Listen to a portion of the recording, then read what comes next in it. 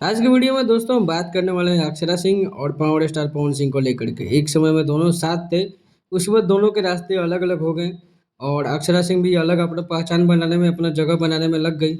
और आज के डेट में आप देख सकते हैं अक्षरा सिंह ने काफ़ी अच्छा अपना जगह बना लिया है इंडस्ट्री में, और जहाँ भी स्टेट्स हो चाहे हर जगह पूरी तरह से एक्टिव है।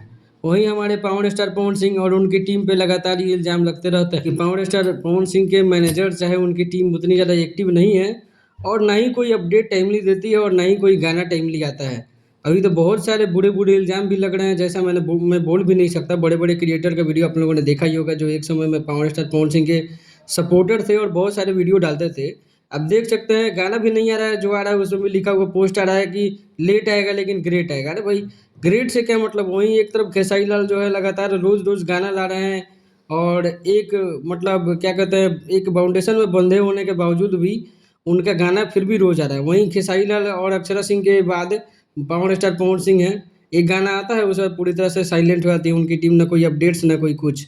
वहीं अक्षरा सिंह को ले लो, अपने दम पे आज उनकी टीम भी उतनी बड़ी नहीं है, ना ही उतनी ज़्यादा एक्टिव उनकी टीम दिखाई देती है, लेकिन फिर भी अक्षरा सिंह रोज़ आपको नया पोस्ट और नया वीडियो, नई जानकारी उनकी दिखाई देगी कि कहाँ जा रही है, क्या कर रही है। और अभी एक रूमर्स भी फैल रहा है कि पावर स्टार पवन सिंह का बॉलीवुड में गाना आने वाला है, राजकुमार राव का नई फ़िल्म आ रही है उनकी, भूल चूक माफ़ करके। इसमें एक गाना पावर स्टार पवन सिंह का हो सकता है। अब देखिए इसमें कितनी सच्चाई है, ये अभी क्लियर नहीं हुआ है। मिलते हैं अगले वीडियो में अगले अपडेट के साथ।